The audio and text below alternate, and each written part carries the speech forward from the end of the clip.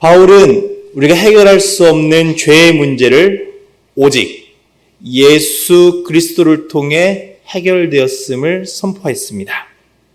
그러니까 우리는 계속해서 말씀드리지만 하나님께 진노를 받아야 될 미움받은 죄인이었는데 오직 예수 그리스도를 통해서 의롭다함을 얻게 되었다라는 거죠. 예수 그리스도께서 십자가의 화목제물로 돌아가심으로 말미암아 속량되었고 그 피로 덮여진 우리는 의롭다함을 얻게 되었다라는 겁니다. 그러니까 100% 전적으로 하나님의 은혜가 우리에게 임했다라는 겁니다. 우리의 행위나 열심은 전혀 0%라는 것이죠. 그렇게 오늘 바울은 말씀을 시작하며 아주 단호한 말씀으로 시작합니다. 첫 번째입니다. 자랑할 것이 없다입니다.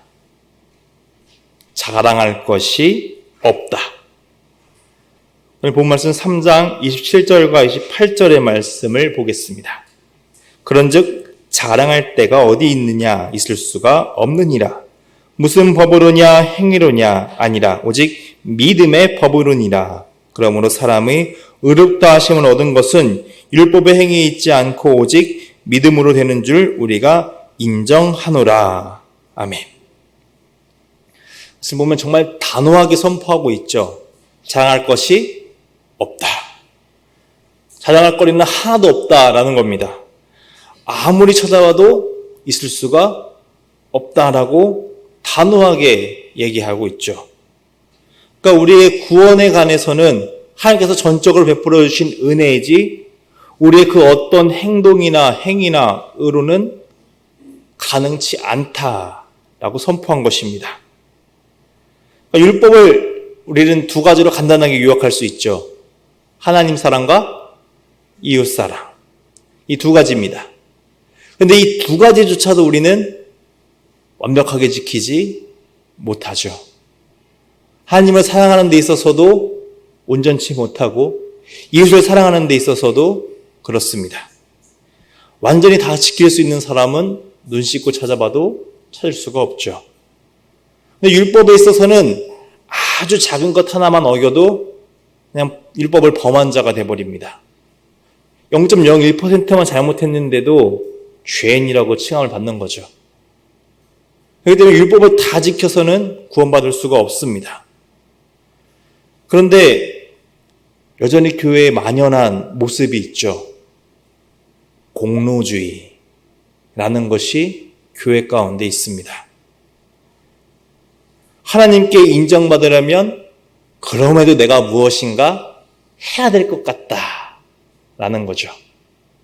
내가 뭘 해야지 칭찬받고 뭘 해야지 구원받고 뭘 해야지 더 좋은 성도가 될 것 같다라는 이 공로주의가 우리를 괴롭히고 있다라는 겁니다. 물론 믿음은 행동이 나타나기 마련입니다. 근데 이 행동이 믿음은 아닐 수 있다라는 거죠. 이 공로주의 가면을 벗겨서 뒤집어 보면 그 안에는 교만이 숨겨져 있습니다. 내가 했다라는 거죠. 내 자랑거리입니다. 공로는 드러나는 거죠. 잘 쌓이면 훈장처럼 여기 달고 다닙니다. 내 공로들을 하나씩 하나씩.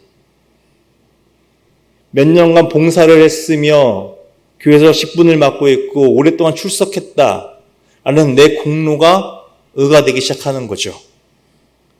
그러니까 교회를 섬기는 목적이 하나님 받은 그 은혜에 감사해서가 아니라 나를 드러내려고 할 때부터 이 공로주의의 함정에 빠지게 된다라는 거죠. 그러니까 자꾸 자랑하고 싶습니다. 사람들에게 인정받고 싶죠. 누군가 내 얘기를 안 하면 괜히 섭섭합니다. 근데 바울은 이런 게 잘못됐다라는 거죠. 그 자랑할 거 하나 없다라는 겁니다. 우리가 하나님과의 바른 관계로 들어가는 방법은 내가 잘해서 내가 뭐 섬기고 봉사를 열심히 하고 그래서가 아니라 단 한 가지. 오직 예수 그리스도를 통해서만 가능하다라는 거죠. 오직 믿음의 길만 열어주셨습니다. 그 믿음을 통해서 받은 은혜죠. 그러니까 다른 대안이 있다라고 말하는 것들, 다 헛소리라는 겁니다. 물론 조심할 것이 또 하나 있습니다. 이 믿음 자체가 또 공로가 될 때가 있습니다. 저 사람 참 믿음이 좋다, 강하다, 크다 라고 말해서 내 믿음 큰 거를 자랑하기 시작하면 그 역시도 공로가 된다는 거죠. 믿음도 내가 쌓은 거 아닙니다. 하나님께서 주셨죠. 믿게 하신 겁니다. 이 말씀이 믿어진다는 건 여러분 기적입니다. 쉽게 다른 사람들 아무리 봐도 이걸 못 믿는다고 합니다. 말이 되냐고 묻습니다. 근데 우리는 이게 믿어지죠. 믿음을 선물로 주셨기 때문입니다. 그것조차 하나님의 은혜라는 거죠. 그러니까 이 공로주의를 없애고 자랑할 것을 없애는 단 한 가지 방법은 참 쉽습니다. 어렵게 생각하지 마시고 그냥 내가 한 게 없다라고 생각하시면 됩니다. 자꾸 내가 한 게 있으니까 자랑할 거리가 있는 거지, 여기 와 앉아있는 것도, 예배를 드리는 것도, 앞에서 섬길 수 있는 것도, 제가 이 자리에서 목사로 설교할 수 있는 것도 다 하나님의 은혜로 말미암는 것이지 그 어떤 공로나 행위가 들어갈 수 없다라는 겁니다. 그것부터 인정하면 참 쉬워집니다. 그걸 버리면, 그 욕심만 버리면 됩니다. 믿음이 높고 낮음도 우리가 판단할 문제는 아닙니다. 하나님이 보시기엔 다 겨자씨만 할 거예요. 근데 그 믿음이 무엇을 변하게 한다고요? 큰 믿음이라고 하나님께서 봐주신다는 거죠. 그러니까 나로부터 시작된 그 판단 조건을 버리시고 하나님께만 온전히 의지하면, 하나님께서 다 받은 거라고 인정하면 쉬워진다라는 겁니다. 근데 그게 참 쉽지 않죠. 우리 마음이 참 그렇지 않습니다. 그럼에도 인정받고 싶어지고, 잖아요. 저희 아이들만 해도 그렇습니다. 뭐 하나 잘하면 칭찬받으려고 가지고 옵니다. 그 잘해서 칭찬해 주는 게 아니잖아요. 삐뚤빼뚤하고 못났어도 그 아이가 내 아이니까 칭찬해 주고 사랑해 주는 겁니다. 그러니까 은혜로 구원받았다는 것이 입력이 되면 나머지 결과들은 자연스러워지는 거죠. 나를 사랑해 주신 게 너무 감사해서 선행을 하고 섬김을 하고 봉사를 하고, 그런 것들은 그냥 내가 너무나 감사해서 나오는 모습들이라는 것입니다. 그래서 바울은 이 모든 은혜의 시작점이 다른 곳에 있지 않고 오직 하나님께로부터 있음을 선포합니다. 두 번째입니다.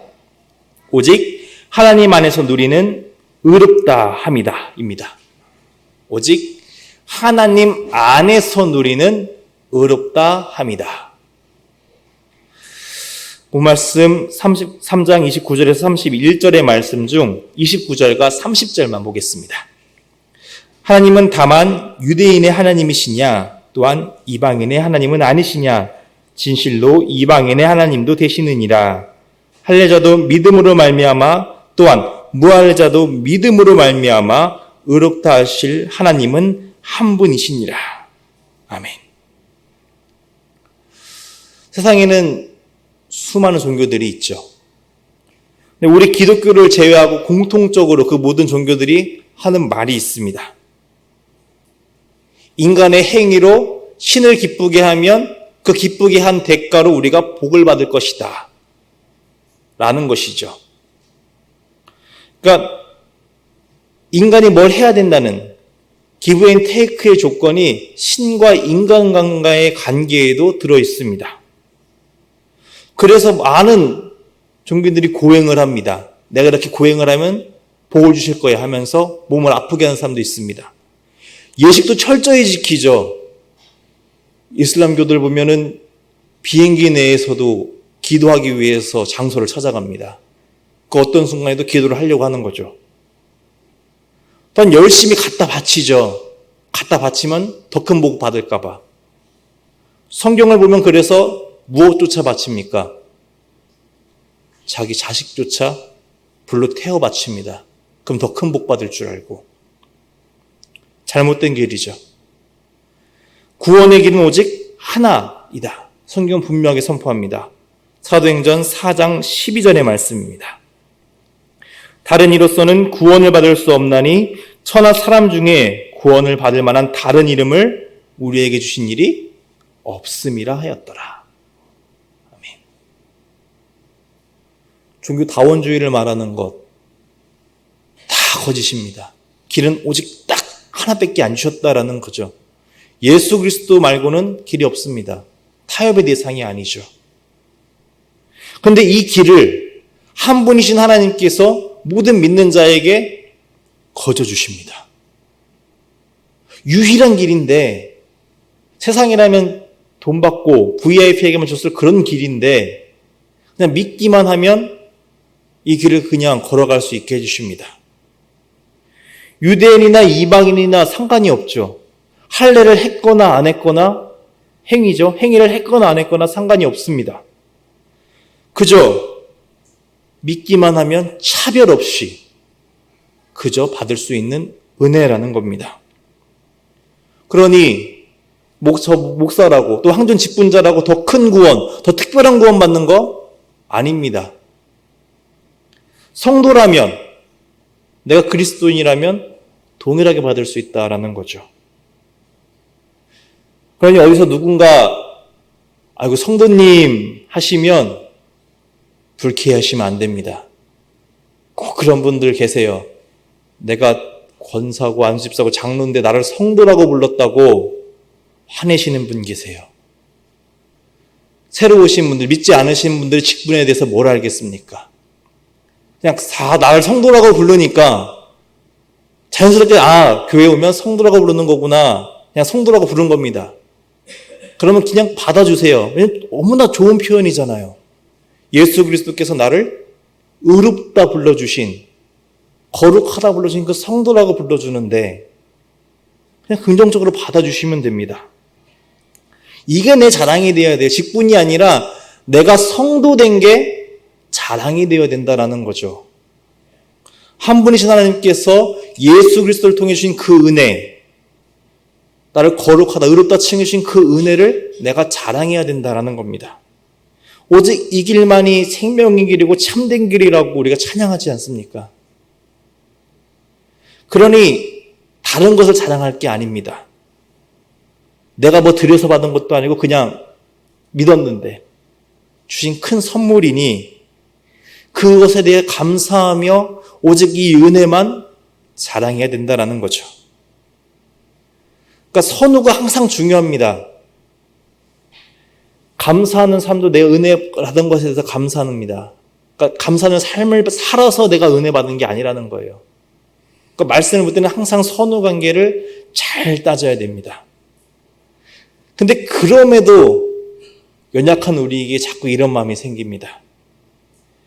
그래도 우리가 해야 되지 않겠냐? 할 게 있지 않겠냐? 그래야 구원을 받지 않겠냐? 라고 말하시는 분이 계십니다. 궁금해하시는 분들도 계세요. 믿지 않으셨던 분들은 그게 익숙하지 않으니까요. 왜냐하면 줘야지 받았는데 그냥 줬다고 하니까 궁금해하는 겁니다. 이게 가능한 거냐? 그래서 바울은 구약의 말씀을 근거로 다시 한번 자랑할 게 없다라고 선포합니다. 세 번째입니다. 아브라함도 오직 은혜로 의롭다 하심을 받았다. 아브라함도 오직 은혜로 의롭다 하심을 받았다입니다. 본문 말씀 4장 1절에서 3절의 말씀을 한 목소리 함께 읽어보도록 하겠습니다. 그런즉 육신으로 우리 조상인 아브라함이 무엇을 얻었다 하리요? 만일 아브라함이 행위로서 의롭다 하심을 받았으면 자랑할 것이 있으려니와 하나님 앞에서는 없느니라. 성경이 무엇을 말하느냐? 아브라함이 하나님을 믿음에 그것이 그에게 의로 여겨진 바 되었느니라. 아멘. 그 당시 이제 가장 그 사회에서 유명했던 아브라함을 구약의 예로서 들어서 설명하고 있습니다. 그러니까 아브라함이 무엇인가 잘해서 믿음의 조상이 된 게 아니다라는 거죠. 3절에서 분명하게 선포합니다. 하나님을 믿음에 그것이 그에게 의로 여겨졌다. 그러니까 아브라함조차도 뭐 할례를 해서 의롭다 된 것도 아니고 예배를 잘 드려서 의롭다 된 것도 아닙니다. 그냥 믿었기 때문에 라고 말하는 거죠. 말씀을 보면 아브라함 참 우리와 같은 사람입니다. 그도 참 많이 흔들립니다. 그러나 그 흔들림 속에서도 믿고 순종합니다. 저리 가라고 하니 저쪽으로 갑니다. 이리 가라고 하면 또 이리 갑니다.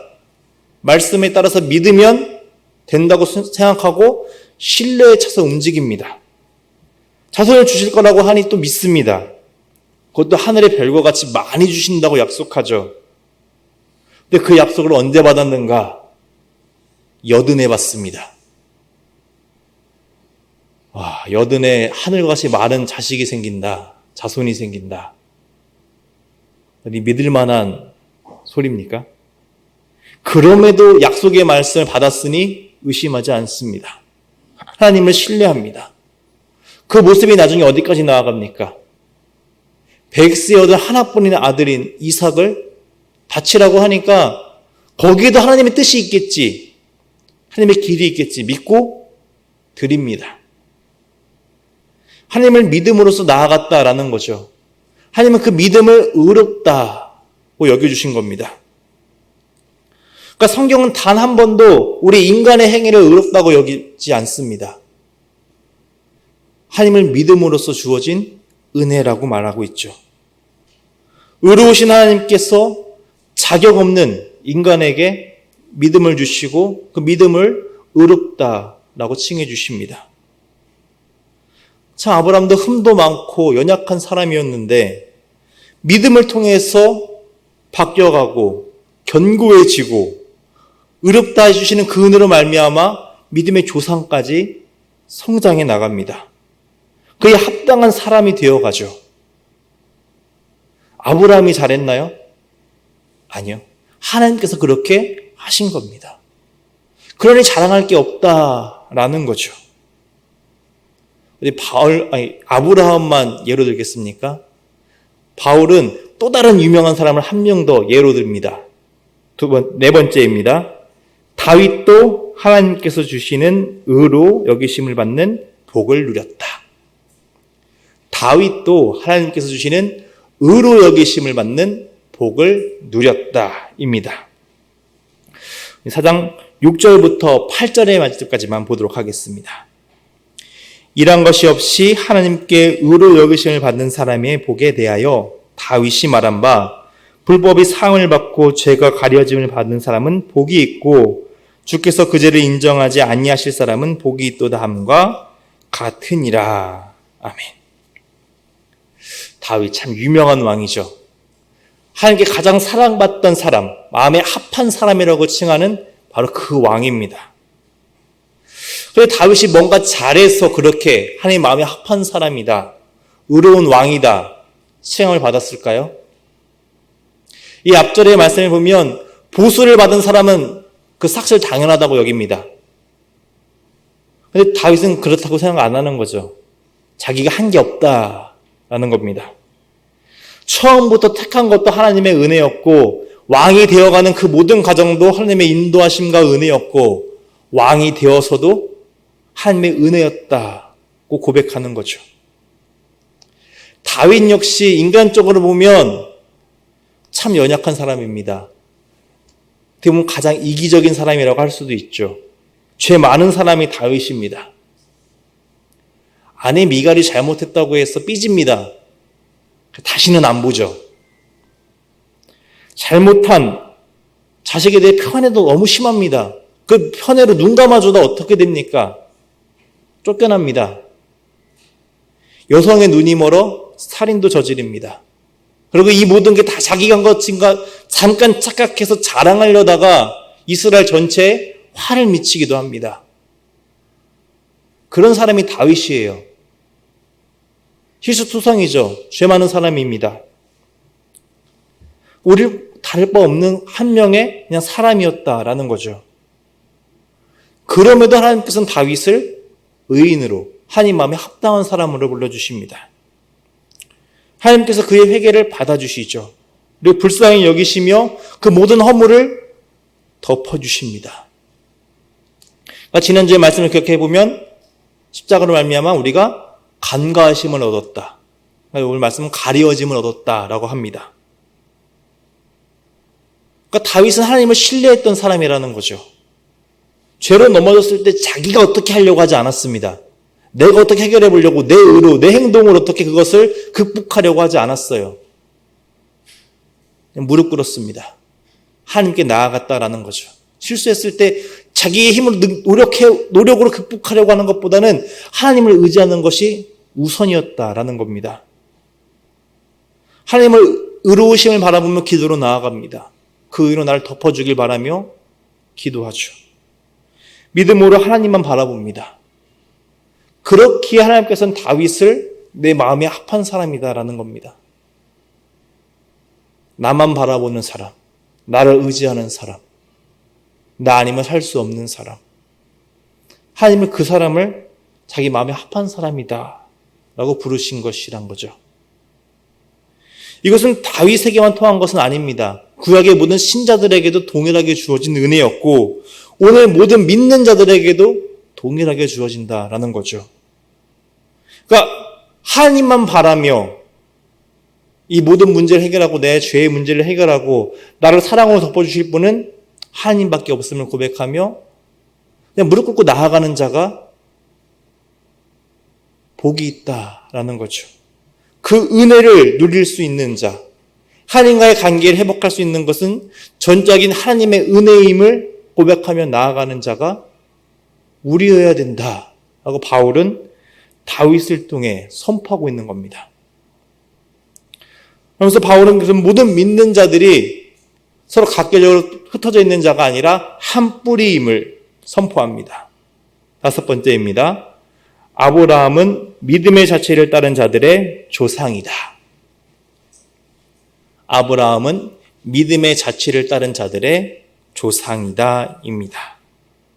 본 말씀 4장 9절부터 12절의 말씀을 한번 교독하면서 읽도록 하겠습니다. 그런즉 이 복이 할례자에게냐 혹은 무할례자에게도냐 우리가 말하기를 아브라함에게는 그 믿음이 의로 여겨졌다 하노라.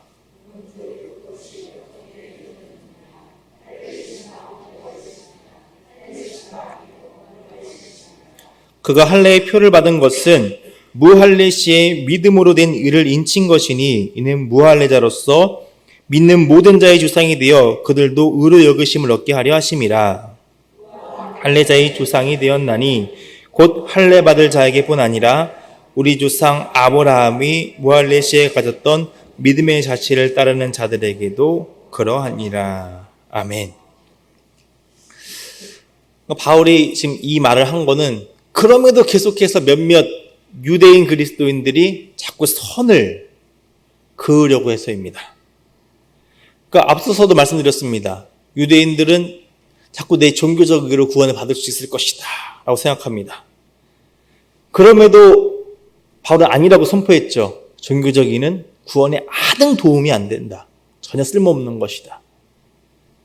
그럼에도 여전히 이들은 나는 할례를 했으니까 말씀의 율법을 받은 자들이니까 상급 그리스도인, 이방인들은 그걸 안 지켰으니까 그래도 믿는 자들이니까 하급 그리스도인 정도로 취급했다라는 겁니다. 그러니까 교회 율법 문제를 가지고 나서 층을 나누고 더 좋은 믿음, 더 좋은 구원을 이야기했다라는 거죠.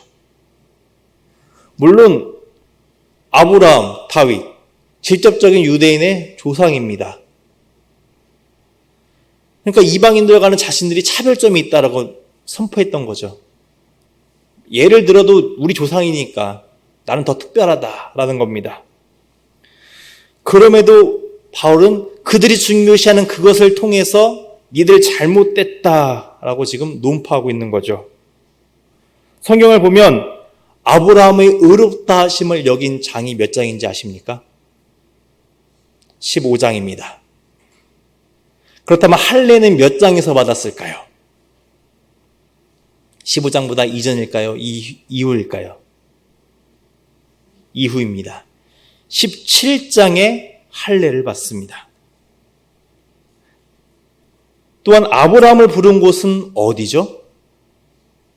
아람 족속이 살던 땅입니다. 바단 아람이었죠. 그러니까 어떻게 보면 아브라함도 이방인일 수 있다라는 겁니다.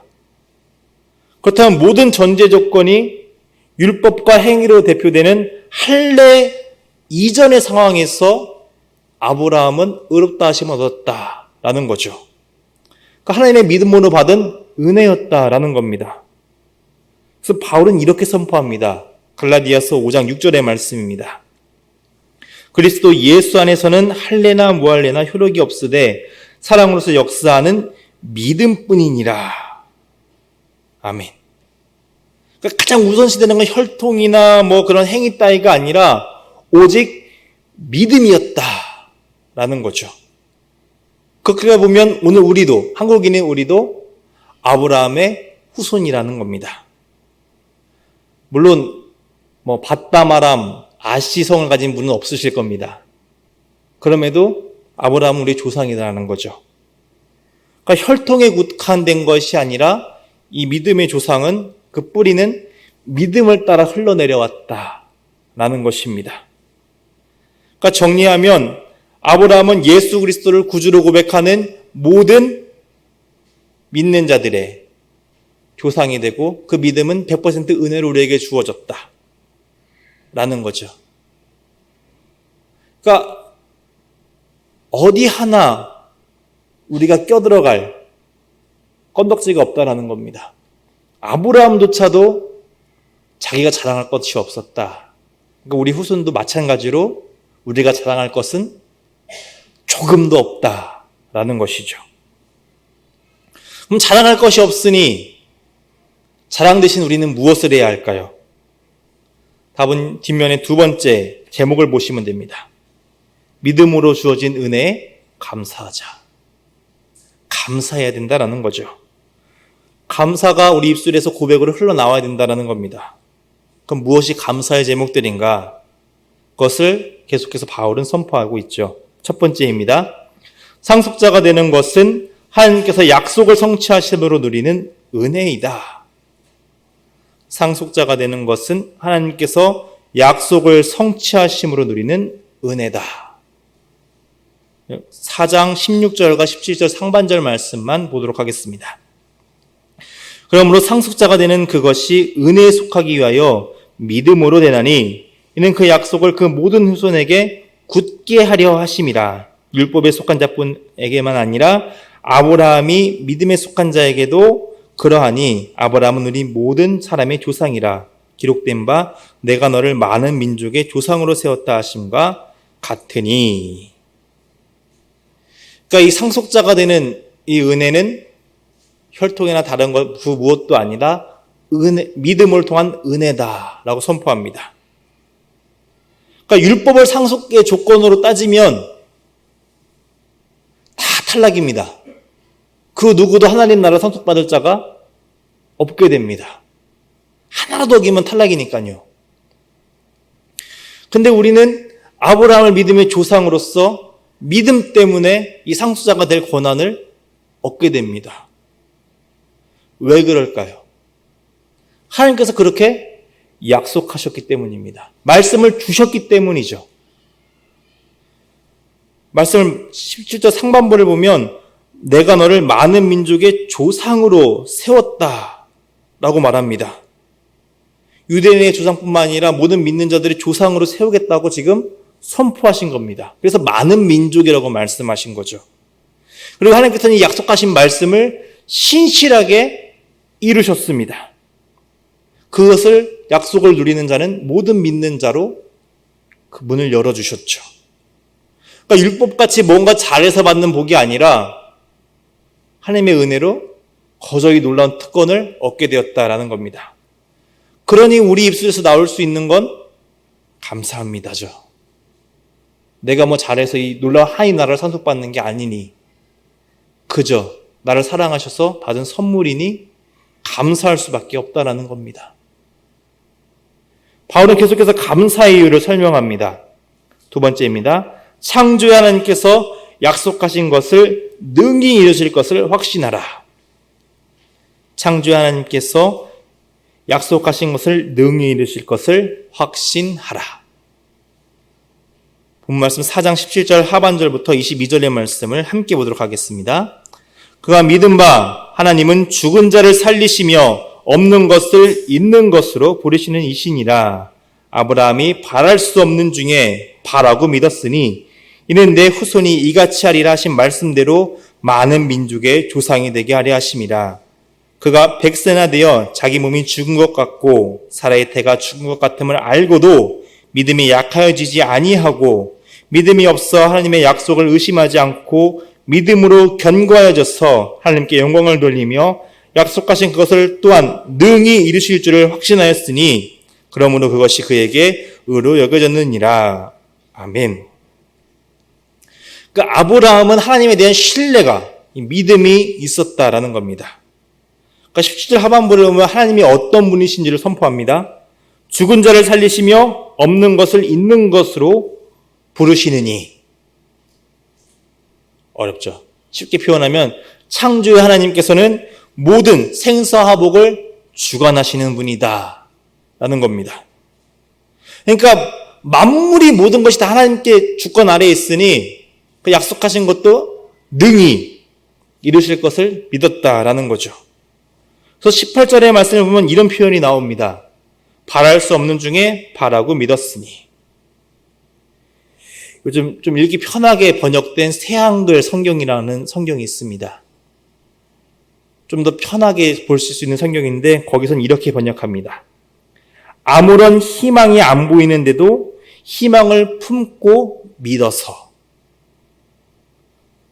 그러니까 불가능한 상황인데, 그러니까 불가능과 가능의 여부를 다 떠나서 하나님께서 말씀하셨으면 이루실 것이다.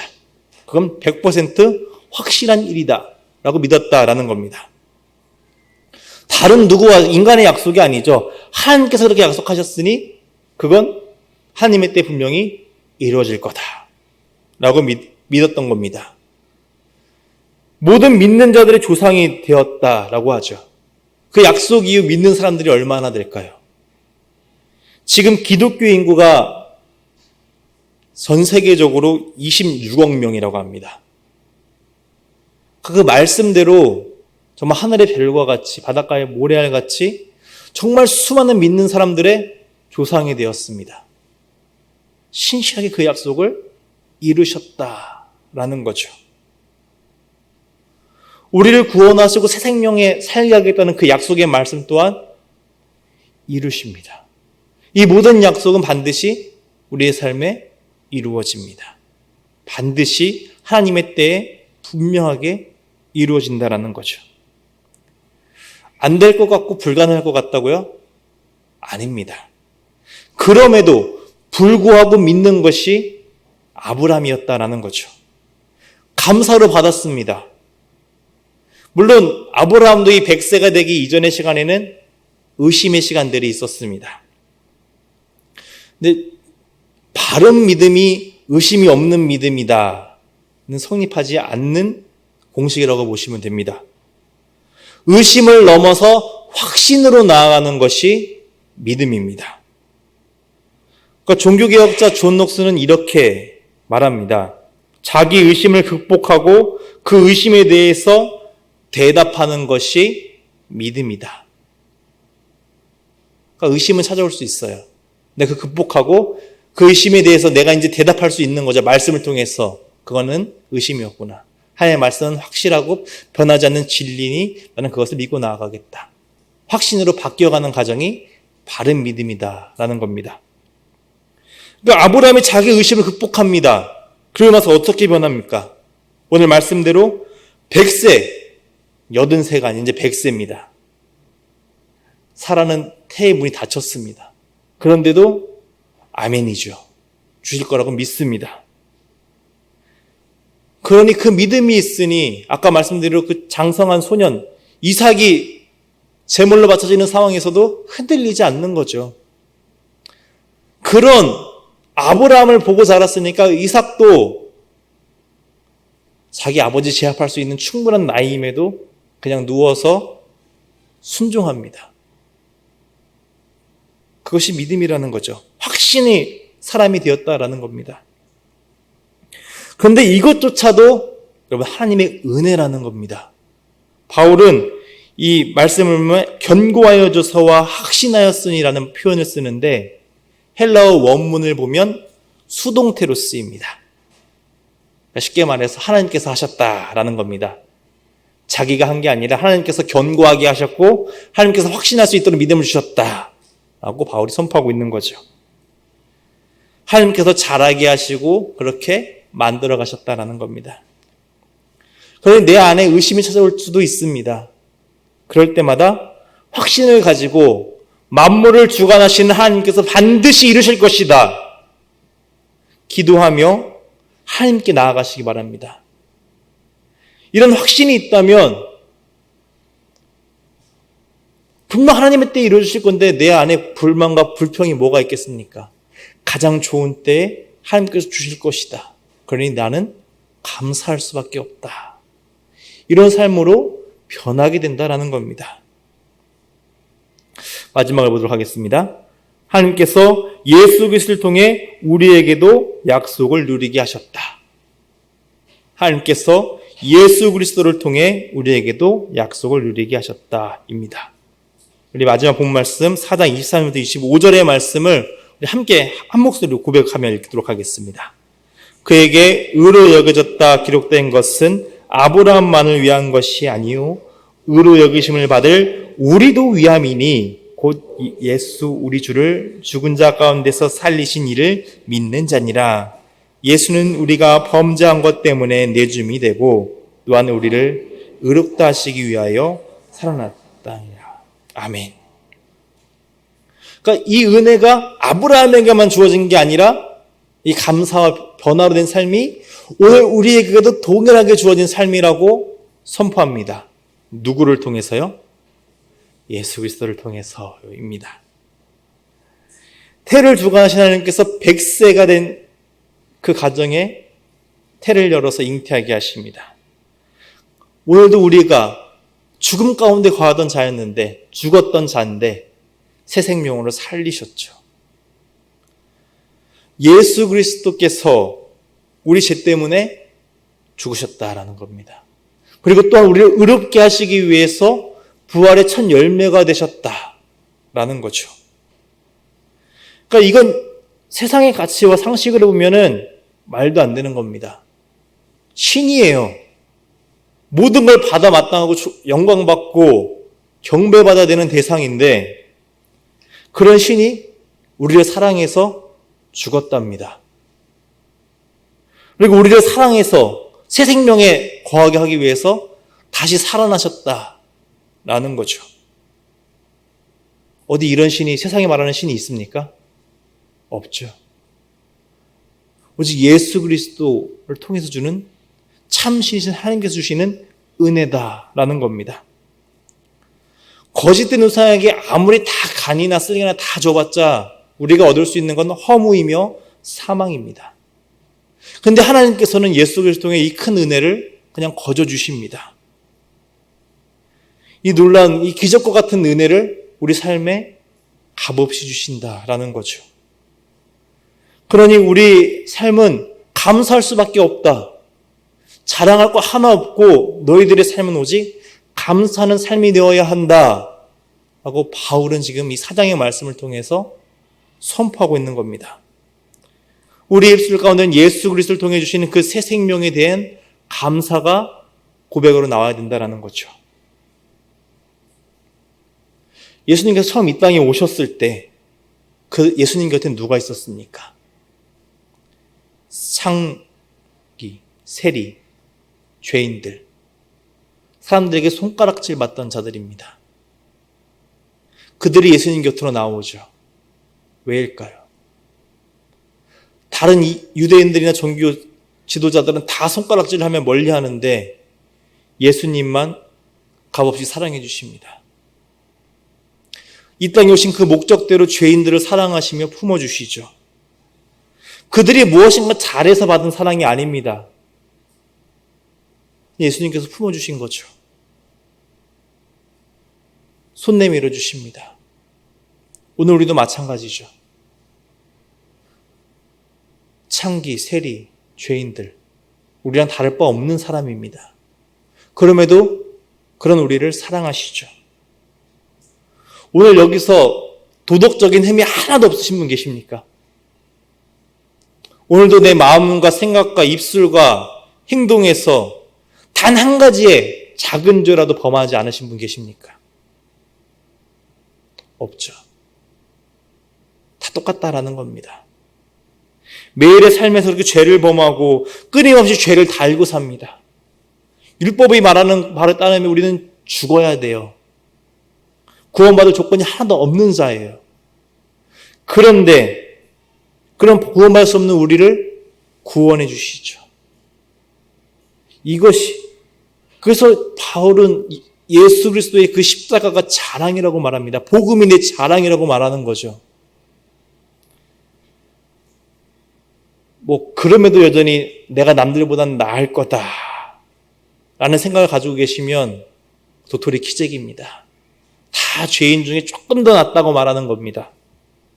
별 차이 없죠. 그러니까 순전히 은혜로 받은 이 사랑에 대해서 우리의 고백은 감사해야 되고 겸손이어야 됩니다. 그러니까 여러분 모이셨을 때 무엇을 말해야 되겠습니까? 내가 한 것에 대한 자랑, 그것보다는 나에게 계신 그 하나님의 은혜에 대한 감사의 말들을 나누셔야 됩니다.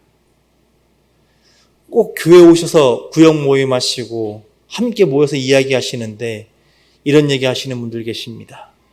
주식이 달돼서 돈을 벌었느니, 집값이 올랐느니, 내 자녀가 어땠느니, 내 자랑할 권리를 하나씩 하나씩 꺼내와서 돌려 말하면서 나 이렇게 잘 살고 있다 자랑하십니다.